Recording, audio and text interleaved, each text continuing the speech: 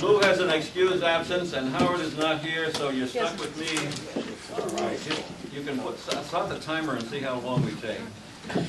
I'll call the meeting to order, and we'll do a roll call. Mr. Early is excused. Lou Jones is excused. He had to work. Pat Delameter is excused. She had to work. What is this about working? Steve Hood. Here. Okay. Yvonne Hart. Here. Steve doesn't work. Jack Farquhar. Here. Howard Heim. Jill Dunn. Here. He is excused. Joyce Malidi. Here. Myself is here. Gary. Here. Montgomery County. Tom Pasquarelli. Here. Mickey Swartz. Here. Trish Green. Here.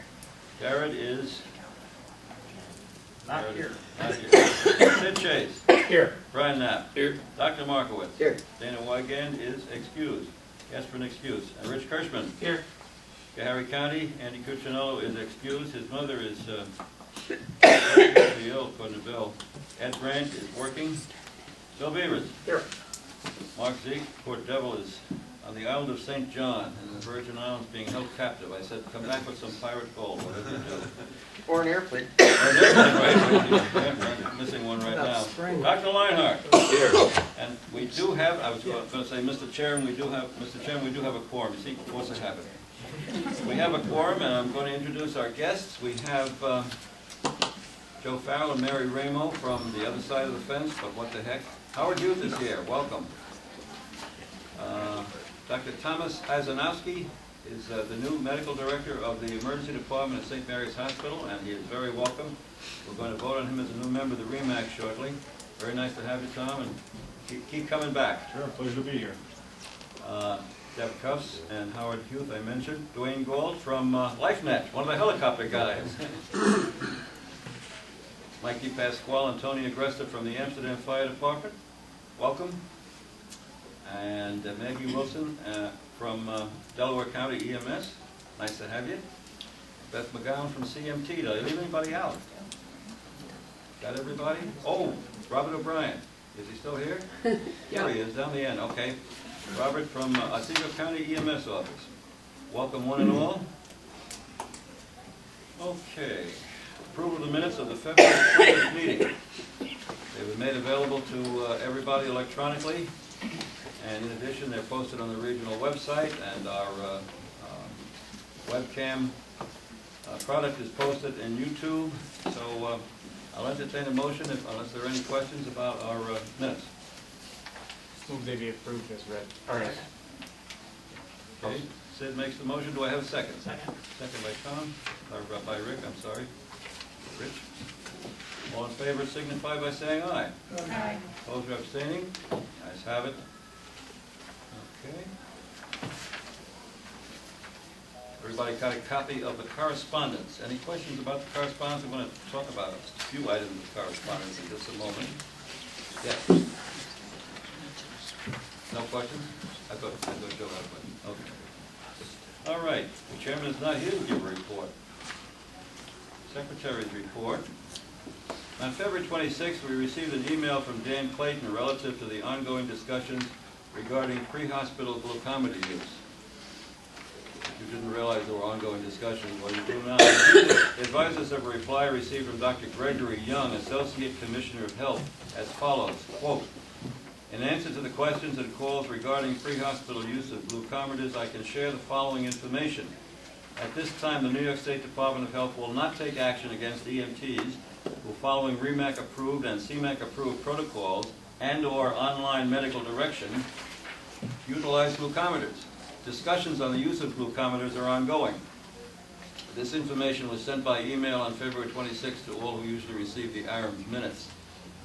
Apparently the Wadsworth labs of the Department of Health want to restrict the pre-hospital use of glucometers to use only on patients with a known history of diabetes. I have no idea why they're taking that stand. Right now, the commissioner and assistant commissioner of the Department of Health are both putting everything in abeyance. You notice how that was nicely worded. They didn't say that the Wadsworth labs were incorrect in taking their stand. They just said that we're not going to take action against you if you use the glucometers according to protocol. That's the way it stands. As I receive information, I'll let everybody know. On February 27th, a meeting was held at GAVAC headquarters at 11 o'clock in the morning for all EPCR providers in the region. It was attended by all but 3 such providers. Discussion was led by Mike Taylor of the Department of Health. Very informative session. Another session will be scheduled at a different venue, probably in Cobleskill, to include those not present on the 27th. There are a number of agencies that have indicated preliminarily that they would like to come on board with the electronic PCRs. Just note that there is no mandate that agencies that do not charge for services use electronic PCRs. The only mandate, it's a federal mandate under the Affordable Care Act, I'm informed. The only mandate is that as of next May of 2015, it is going to be required nationwide that any EMS agency that bills for services will have to use electronic PCR data collection. That's nationwide. Okay, on February 28th, we were advised by Dan Clayton at the Department of Health that the primary operating territory for the Summit Fire District Rescue Squad would no longer include the Richmondville Fire District. We're getting a number of these items in now. Municipal agents, municipalities which own an ambulance service, own or operate an ambulance service, are being notified by the Department of Health that pursuant to the municipal practices law, they may only provide service within municipal boundaries unless they have a pre-existing memorandum of understanding or a contractual arrangement of some kind outside of their municipal boundaries. So everybody who is municipally owned is being asked to provide copies of that agreement that you have that allows you to operate outside your boundaries. And when the Department of Health does not receive such information in a timely manner, they redraw your primary operating territory to include only your municipal boundaries. We're going to be hearing a lot more about that, I presume. On March the 3rd, we were advised in writing by the Broad Albin Ambulance that they were preparing to enter the EPCR program and they wish to receive regional approval for this so that they can go ahead. So I'd like to make a motion that we approve the Broad Albin Ambulance to enter the EPCR program. And do I have a second for that? Second. Who was that? You. Okay. Do we know what system they're using? No, I don't think they know quite yet either. They're going to be, I honestly don't know. I'll find out, of course, but at this point. Do you think maybe we should wait until we find out what system they're using? Hang on, let me take a look at their letter. Let's see. I'm sorry. I stand corrected. They're going to use RescueNet by Zoll. Oh, Zoll? Mm-hmm. They're going to use RescueNet by Zoll.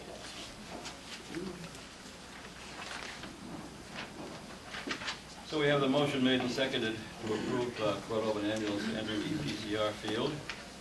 All in favor signify by saying aye. Aye. Opposed or abstaining? Ayes have it. On March the 7th, we were asked by Cobleskill Ambulance to approve their new EPCR vendor. Let me read you their letter. It's very brief. This is a little bit unusual. They already are part of the EPCR program. This is from Michael Lent, the captain of the Cobleskill Rescue Squad.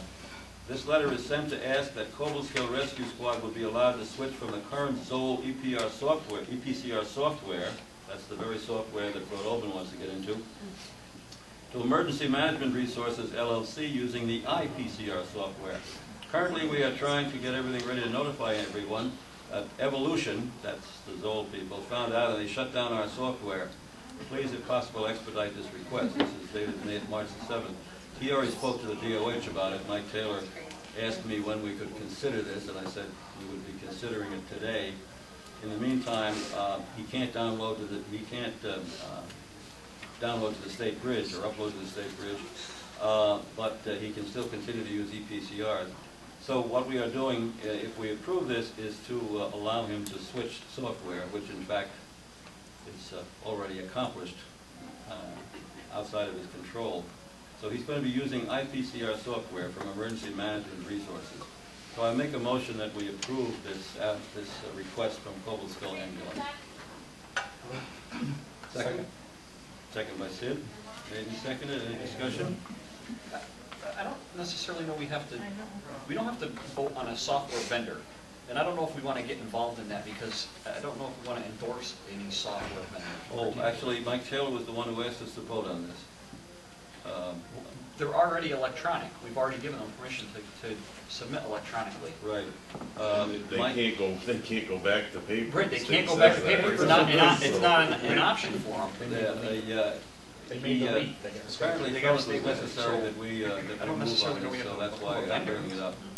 But he's the EPCR man at DOH, and he asked me to put it on the agenda. So every time you have to switch a vendor for your municipality, Apparently, he And you feels shop that the around? region has to approve of that each time it happens. You don't deal with this all over again. Oh, yes, oh, yeah, absolutely. Yeah. No, he's fully aware of the situation. Which is why we're bringing it up. Any other discussion on it? The reason I asked the question before is because when we first started doing that, they had to mention the vendor in the, you know, we had to approve it with the vendor mentioned, Right. so. I think that us endorsing software or not knowing the particulars, the state Department of Health has a list of vendors that are NEMSIS compliant based off of their policy. Mhm.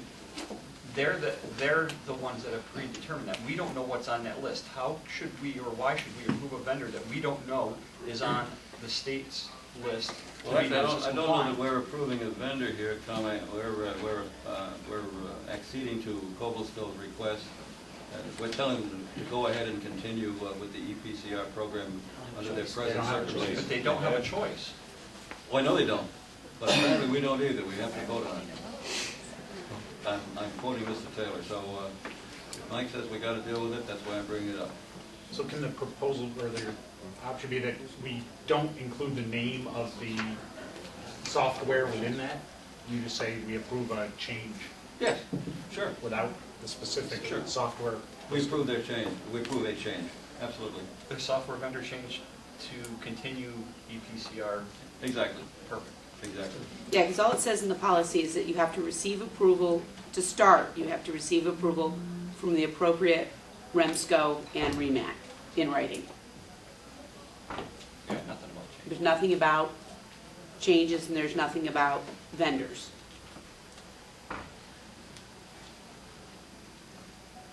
So a motion being made and seconded, and discussion, is discussion over, or we have further discussion? If not, I'll call for a vote.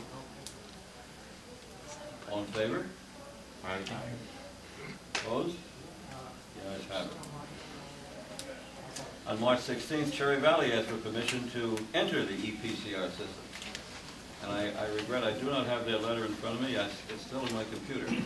It's image trend. Is that Ms. Trent? Okay. All righty.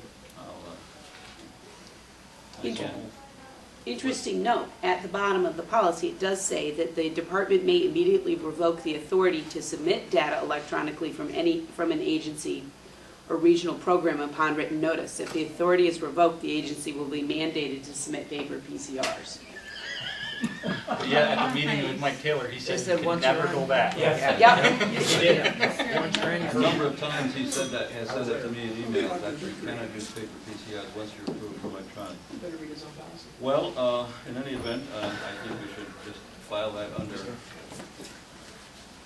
the unfileable, under strange documentation. Okay, do we have a motion for Cherry Valley? I'll make a motion. Okay. Second. I'm sorry, who seconded?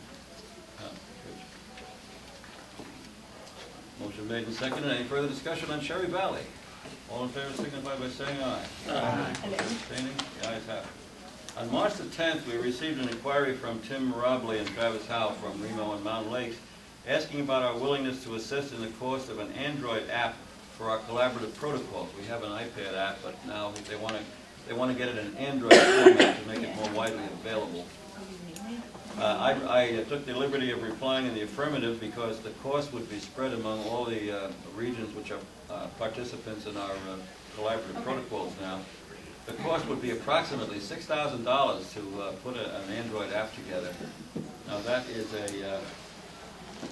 to my way of thinking, it's a lot of money to put anything together, but apparently in the world of software, not so much. So I'll keep everybody posted on this. In the long run, will save us quite a bit of money because it will very much cut down on our printing needs for our protocols. If they're available in iPad and Android formats, practically everybody has access to little portable devices now, for want of a better word. Little portable LPDs, little portable devices that they can have information on. And in line with that, I had a request from Cooperstown Fire Department Emergency Squad a couple of weeks ago to please look into the feasibility of putting the BLS statewide protocols. These are not our collaborative protocols now, which are already in an app. The BLS statewide protocols into some kind of a format that could be loaded into little portable devices for use by students, for use in the ambulances, and so forth. I've looked into that. We talked about it at REMAC a little bit. I've looked into that, and my IT guy, who does work for us from time to time, who is truly a computer genius, said he has no idea how to make an app. And I applaud his honesty because I don't know if anybody, too many people around do know how to make an app. But he said he can put the statewide BLS protocols into a type of PowerPoint format with a link on our website, and they could be easily downloaded into any kind of a portable device. If you look at the state website, which I'm sorry, no offense to our friends from the state present, is very unfriendly. If you look at the state website, there are 3 downloads for the basic life support protocol. If you make the mistake of downloading the biggest file, you won't have the updates, because there's 2 separate update files in addition to the big file, which the updates each replace pages within the big file. So my IT guy said he will put this together for us and will replace the pages so that we will have an updated version of the statewide BLS protocols implicating all the changes without the necessity of having 3 separate files. And he will make that available with a link on our website so that we can download it very easily into whatever. And in addition to those 2 downloads, there's also the Narcan update as well that substituted pages. That's not on the website yet. And that's not on the website. Really? Yep. Okay. Well, we'll make available whatever is on the website. Let me just, in our defense, What's to that? get something, Who was that, to get man? something posted on the website, I could probably get tickets to see the Pope easier.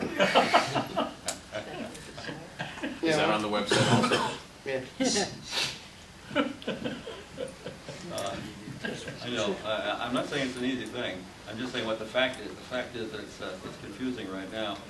But Bob Satriano, the captain of the Cooperstown Emergency Squad, said that he's been getting a lot of requests from students as well as from officials on the squad. Why can't we have these things more readily available to us in electronic format? And I said, I agree with you. Let me see what can be done. So that's the state of where we are, seeing what can be done right now. We will be able to have them together with the updated pages as available on the state website, and we'll put that notation in there. That these are the protocols as appear, including updates on the state website at the present time. As more becomes available, we can work it in one way or other. The wonderful world of cyberspace continues. So John going to continue to do that? Yeah, John's going to do that in the next couple of days. Hey, who knows, the state might borrow your link. That's okay. Oh, I don't mind. You know, good ideas need to be shared, and Just out of curiosity, you said it cost $6,000 to make an app? for an Android format compared to the iPad format. Okay, but then every time we make changes, if we change those protocols, it's going to cost another $6,000? Apparently not. No? Apparently not. You can go into the app and change it. Oh, okay. I don't claim to know the chapter and verse on this stuff, but it won't cost any additional money to change it. Steve knows, because he's shaking his head. Well, Usually you if somebody pay, knows more than I do. you we- usually pay a yearly fee to whoever your app vendor is, Oh, okay. and they keep it. And they keep it updated? for you. I got the impression. Yearly now- fee of $6,000? Stop me if I'm wrong, but Steve, I got the impression talking to Tim Robley and Travis Howe that this was gonna be worked out so there'd be like a one-time shot, and then somebody in the know in one of our regions could get in there and make changes and so forth. That'd be good. Yeah. Is that the going rate for I that? know we just looked into making one for our office, for the county, and that's $7,000, I think, for us to develop an app for the county. So that's Android and iPhone. But that's both platforms, yeah. Both platforms, okay. I presume there are companies out there that do this. Oh, yeah. Yeah. I would be surprised if there weren't. It sounds like a good going business. Okey doke. There's an app for that. We have been notified that both Remo and SUNY Cobleskill will be offering AEMT original courses this spring. Details for the SUNY Cobleskill course are posted on our regional website education page, and the Remo course details will be posted there as soon as we see it. Rich Ruther got a hold of me by email and told me that this was upcoming. He said that he would send details at a later date. So as soon as I get the details, I'll put them on there. So that's very good news. I'll be interested in seeing what the turnout to take this course is. This is the new AEMT course. We welcome Dr. Tom Isanowski from St. Mary's Hospital. Well, we welcomed him. He's not here, but I'm sure he is. He came this morning to our REMAC session. He's brand new at the St. Mary's Hospital Emergency Department, or relatively brand new, and said he would very much like to become a member of our REMAC from St. Mary's Hospital. We do have a vacancy, and AAREMS votes on REMAC members. So I would like to propose that we accept Dr. Isanowski as a REMAC member representing St. Mary's Hospital Emergency Department. Wait a second on that. Second. Made and seconded. Any discussion on the motion? All in favor signify by saying aye. Aye. Dr. Tom, he wants to be called Tom. Dr. Tom is very interested in EMS affairs, and I think he'll be a really active addition to our REMAC membership. Notice of enforcement action has been received. A gentleman in Bay Shore, New York. This will be on the, we're not obliged to talk about it unless it's in our region or right next to our region. He's in Bay Shore, New York, down Long Island. He was suspended for 1 year, and suspension stayed, and paid a civil penalty of $2,000 for violation of Part 800.16G of the Code, Rules and Regulations, the United States Code, Rules and Regulations. And that is the Secretary's report. The Treasurer's report, printed report of the cash flow and balance sheet was distributed to all members. Sid and Tom and Jack received detailed cash flow balance sheets and register reports. Lou and Howard will receive those next meeting they're at. So I wait their comments. It's in order. I'll entertain a motion on the Treasurer's report. I move that we accept the Treasurer's report. Okay, Rich. Do I have a second? Second. Made and seconded that the Treasurer's report be accepted as presented, and we're up to date with the state as far as money. They don't owe us a nickel right now. That's amazing. I haven't said that in like 2 years. All in favor signify by saying aye. Aye. Opposed or abstaining? Joyce and I will Abstain. abstain.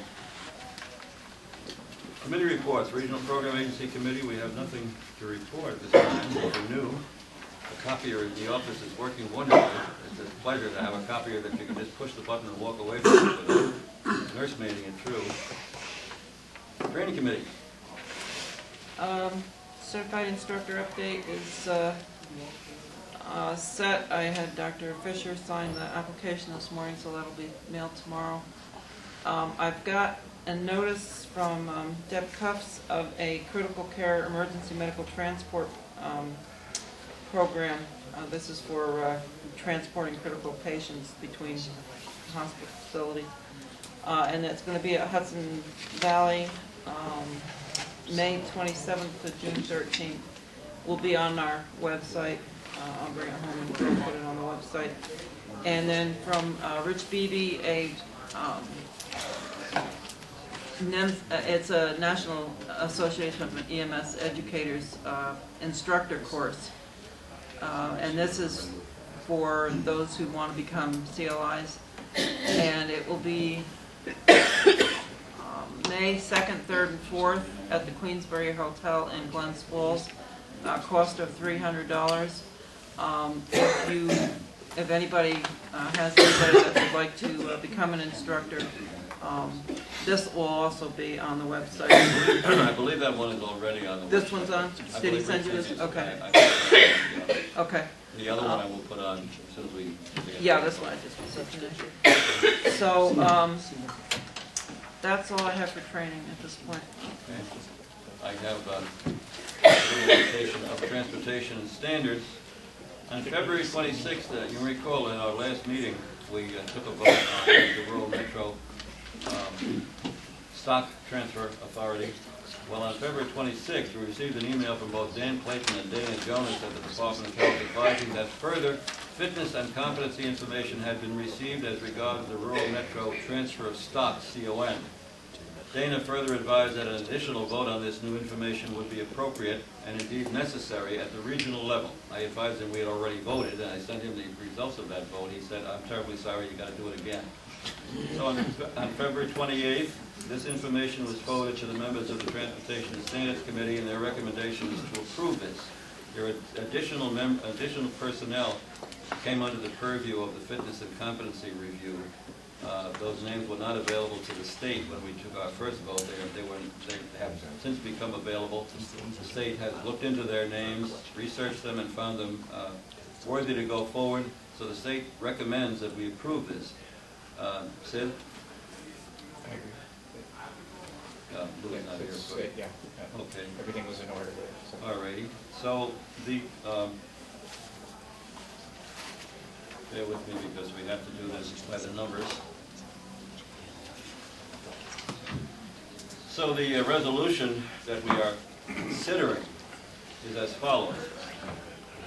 Resolved that the additional fitness and competency information received from the Department of Health in this matter on February 26, 2014 is noted and accepted, and the consolidated application received from Rural Metro Ambulance to allow a transfer of the majority of the stock of WP Rocket Holdings Incorporated from a group of private equity funds managed by Warburg Pincus to a consortium of funds as set forth in the submitted statement is approved.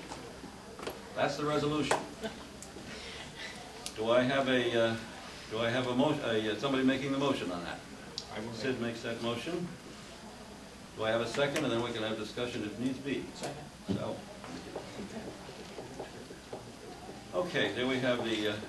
This is a pro forma, but it is mandated by the judge in this bankruptcy case, this reorganization case, that all of this fitness and competency information be received by the various regions where Rural Metro serves and be approved. So here it is again. Resolved that the additional fitness and competency information received from the Department of Health in this matter on February 26, 2014, and also on March the 4th, 2014, is noted and accepted, and the consolidated application received from Rural Metro Ambulance to allow a transfer of the majority of the stock of WP Rocket Holdings Incorporated from a group of private equity funds managed by Warburg Pincus to a consortium of funds as set forth in the submitted statement with later additions is approved. Does that sound complicated? Yes, it is. That's why lawyers go to school. Any discussion on that motion? Hearing none, I will proceed with the vote. Delaware County, Steve Hood. Yes. Fulton County, Von Hart. Yes.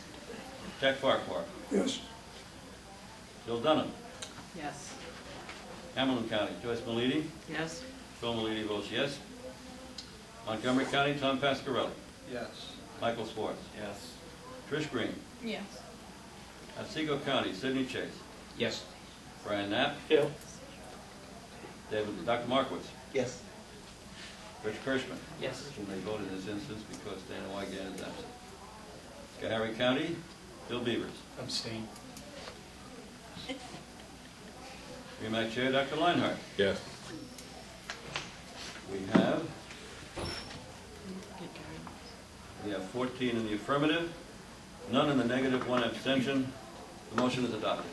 Did you forget Gary? I'm sorry, did I put you down? You jumped over me, but I jumped over you, I'm sorry. I'm gonna keep, Huh? go along with everybody else. I apologize. I apologize. Mary's over there with a gun in her head. I got her car key and. So we have 15 in the affirmative, we have 1 abstention, none in the negative. The motion is adopted, and the state and the attorneys for rural metro will be so notified tomorrow by email. And in addition, a certified letter will be sent out as required. There we have it.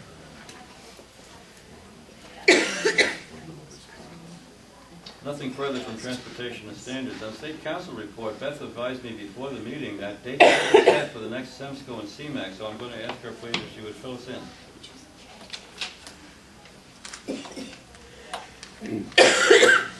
Just read those. Sorry, guys. That's all right. Thursday, June 5th, and Friday, June 6th. Tuesday, September 9th, and Wednesday, September 10th. Tuesday, January 13th, 2015, and Wednesday, January 14th, 2015. Thank you. So they got a full set of dates then. That's very good. And they're going to be at the same place in Troy. Troy? Yes. Is that the Hilton Garden? Hilton Garden Inn, correct. All meetings there, huh? All 3 of those meetings? All 3, yes. Good. Thank you. Very good. Regional Program Director's meeting, nothing to report. Other program updates, nothing to report. Dr. Leinhardt for the REMAC. REMAC approved the minutes of January. Under new business, approved medical directors Sosnow and Cruz for it's Westport, right? And Sydney Center, respectively.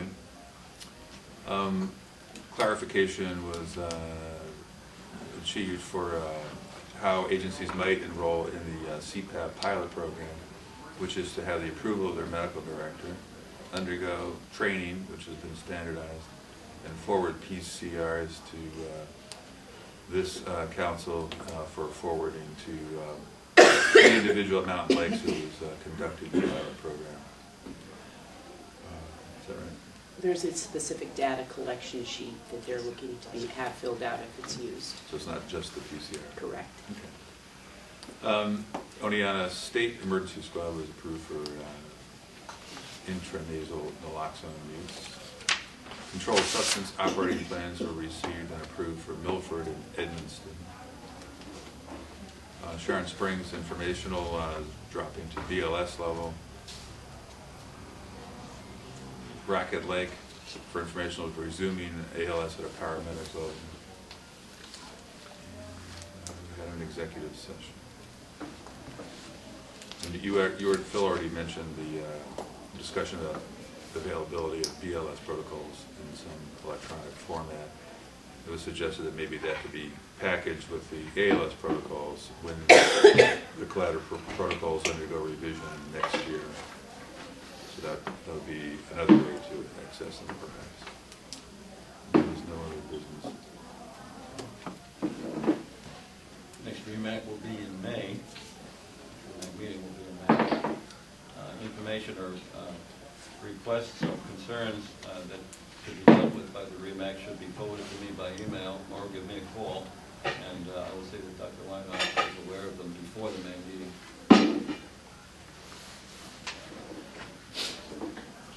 County reports. I'll start from north to south. Hamilton County.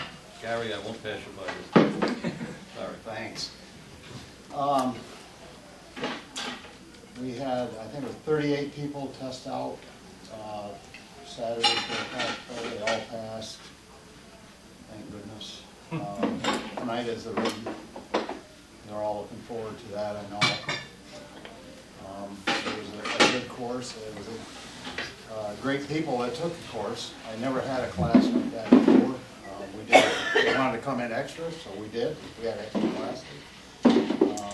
One was so stressed out after the exam that clearly she had a heart attack. True. She's in Ellis, had surgery yesterday, I think. Today, I think. Triple bypass. Yeah. Yeah. But, so we're going to postpone her written. So I'm sure she's gonna take it, because her heart's good now. But everything is going pretty good. I was glad to be able to be a part of that. It was quite a feat for our county to have that many people, never before. Never before. That we had classes like that. My thanks go out to Jill and all the people that helped us. The Indian Lake School Superintendent, you know, he opened up the school for us to have our exams and that. And everybody's bent over backwards to help us, so it's been a good time. One thing we are short of, I mentioned to Tom, he mentioned that Howard before had talked about a CLI course, and I talked to Joyce a little bit about it a few minutes ago, and we're really, really desperate for CLIs. I've got them, I had come out of Fulton County, Herkimer County, Old Forge, New York, and that to help, you know, to get by our classes, but we just don't have CLIs, so we're hoping. I have talked to a few EMTs, and they would kind of be willing to do it, but they don't want to travel. You know, they don't want to go all the way to Coldskill and stuff. So Rich Beebe asked me about it, and he unfortunately couldn't be here today. He had got a training session, but he asked me to bring it up too. You know, that maybe we could get one locally here, because now Montgomery County has GAVAC as a sponsor. And they're going to need CLIs. They got a course coming up, and it's pretty hard to import them, you know, bring them in. So hopefully we can get something in the works here pretty quick. Other than that, we're doing fine. Fulton County. Nothing new. Montgomery County. Like Hamilton County, we had our first refresher course test out their practical on Saturday. I certainly expect all of them to do well. Original EMT course starts April 16th. And we do have open seats available, so if interested or anybody's got any names, certainly have them give us a call and we'll get them signed up. Other than that, everything is, our EMS advisory board at the county level has kind of been, I guess, disbanded. Have a new emergency management director, Jeff Smith, who's retired as the undersheriff, took the emergency management position, and he's kind of redeveloping everything from the ground up, him and the new county executive. So I guess it's kind of good, because we were in quite the rut out in Montgomery County. So have new blood in there, and we'll see how everything comes out, but I think it's going to be a positive experience. Thank you. Schuyler County. Nothing to report. Otsego County. I think it's business as usual.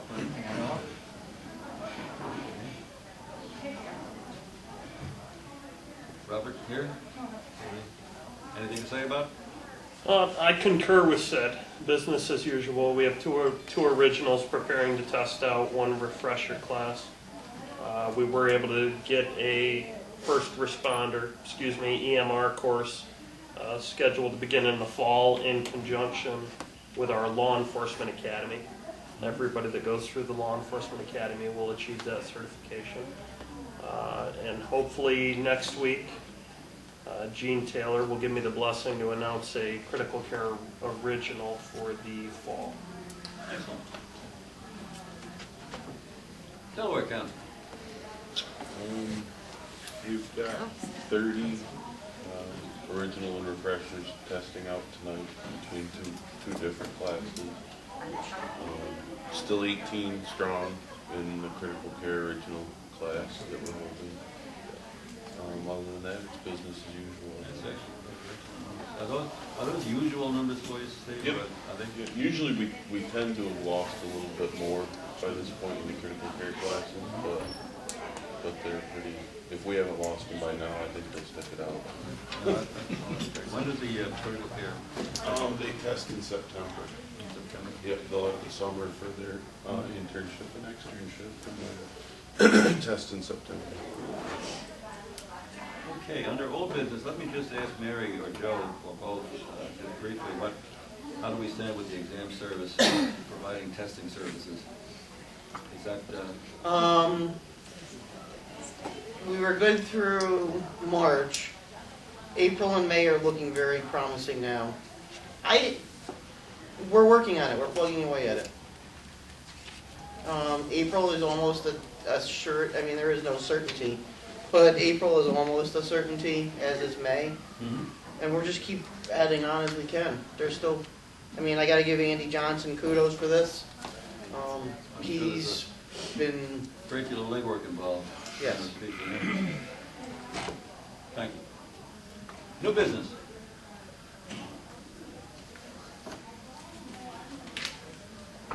Motion to adjourn at 13:40. Okay. The next meet on the 17th of April.